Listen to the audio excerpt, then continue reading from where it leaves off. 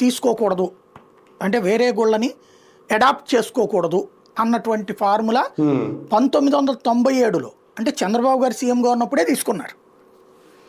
దాన్ని మార్చడానికి 2005లో రాజశేఖర రెడ్డి టైంలో ప్రయత్నం జరిగితే అప్పుడు వీళ్ళే రాశారు, ఈ విధానాన్ని తీసేస్తారా అంటే రాజకీయ నాయకుల సిఫార్సుల మేరకు తీసుకుంటారా, టీడీడీ మీద భారం వేస్తారా అని.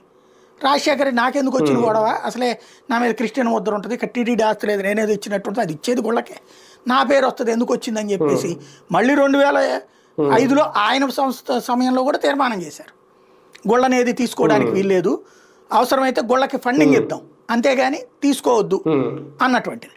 జగన్ టైంలో మళ్ళీ వచ్చింది సేమ్ పాయింట్.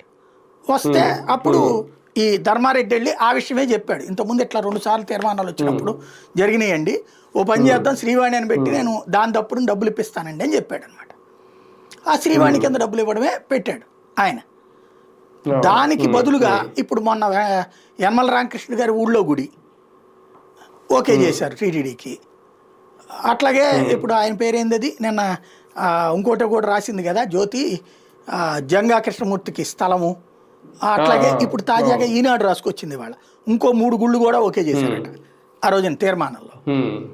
అవి రాజకీయ నాయకుల సిఫార్సుల మేరకు, జ్యోతుల నెహ్రూ సిఫార్సుల మేరకు ఒక ఊరట, అక్కడ చిత్తూరు దగ్గర ఇంకో ఊర్లో ఇంకో గుడట. ఇప్పటికి